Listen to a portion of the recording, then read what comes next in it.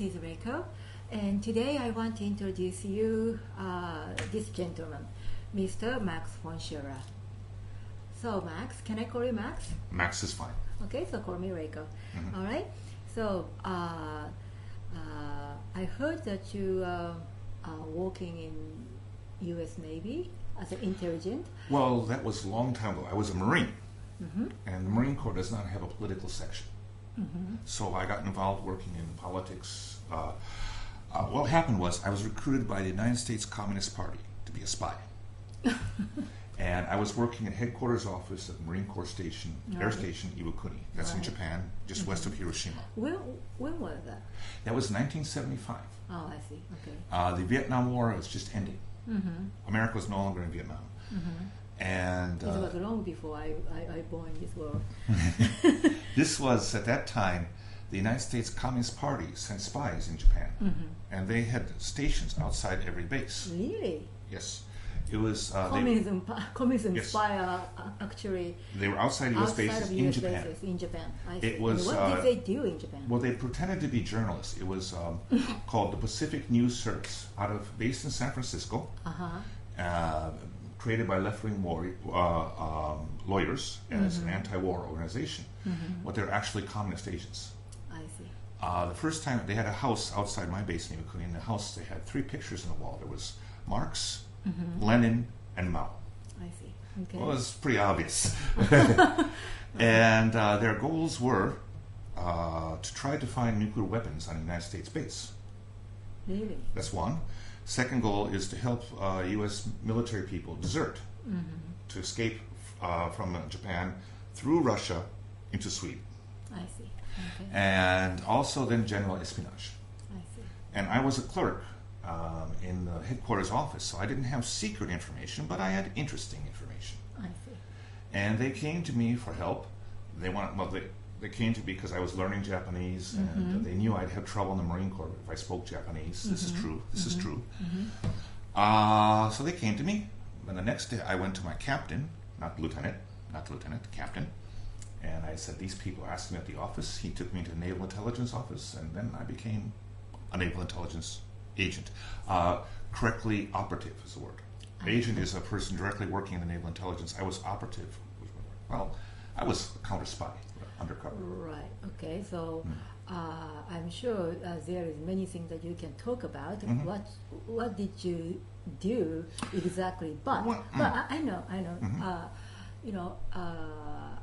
Because I need to protect you, so I don't want you to talk everything. But maybe give me 1 or 2 episodes that you have as a Navy intelligence spy.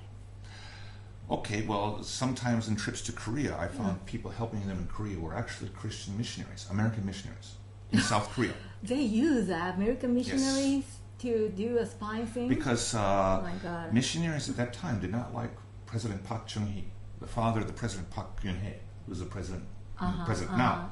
They didn't like him, and they would help the communists come in and do things, and so I would go in and participate with them, yes.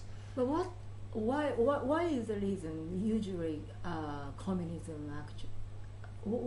What does communism do to Park Chung-hee?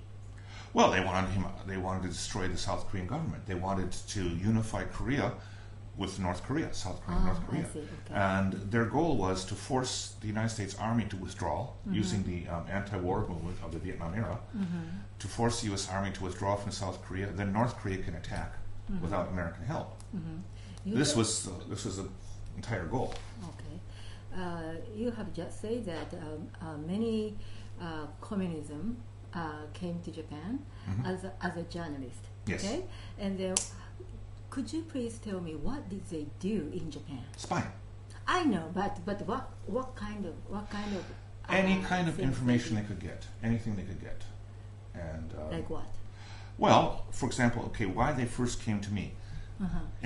I was based in the base itself. In our base, we had the 1st Marine Air Wing, which is an air wing is like a division, except it's aircraft, the Marine Corps. And we were totally reorganizing. the air wing was reorganizing for after Vietnam. But in our personnel, on the base, we had 1,000 personnel, but only 300 were actually base personnel. Right. 700 we borrowed from the air wing. So all these people transferring from this squadron and that squadron went through my hands. And they wanted to know, how is this person's job description? How does it change? What unit he goes from this unit to that unit? And this gives them an idea of future U.S. military strategy. I see. And of course, that's what they asked for. And with that episode, I went to my naval intelligence superiors. I said, okay, they asked for this. And they said, okay, that's all okay. Oh, this, no, that can't go. But this you can give them. Okay. So, And I would give them real information, of course. Then they think I'm really working for them. But a few very vital things the U.S. held back. I see. Okay. And then in those days, as a spy, what did you do actually in Japan? Well, apart from what you just told me. Well, of course, I had my normal job as a Marine, and I was an office clerk. I had to do that. And as a spy, of course, I was basically with them around. You call yourself a journalist at that time? No. No. I call myself a Marine. I know many journalists who are actually working in the war zone right now, but they are pretty much. They are usually stay with intelligence people. So, and some of them are very close to Red Cross or UN Army, but I don't know why. But the journalists stay together. The journalists I know stay together with the intelligence people in war zone. So that's the reason why from the eyes of Russia, the American journalists mean the CIA. So they just bomb and they just want to attack even the American press and their office as well. And that's what they do. Well, maybe this is my opinion, but maybe that is the reason why they have to stay together with the American military so that they can be protected, right? This is something new in Iraq and so forth. The Vietnam journalists were independent and they went anywhere they wanted to go. The Vietnam War, they could do that. But now... The story I was talking about just now, I talk about, is in what's happening in Syria right now. Right, and well, of course, I'm not so up on Syria, but in Iraq, recently Iraq and so forth, and Afghanistan, you cannot go out by yourself. No. In Vietnam, you could. Yeah? Vietnam, oh yeah, journalists went anywhere in Vietnam. Also Cambodia, but Cambodia was different than Vietnam. If you went on the other side, on the red side, they killed you. No question. Oh my God. The Vietnamese, no, not really. The Vietnamese communists were different.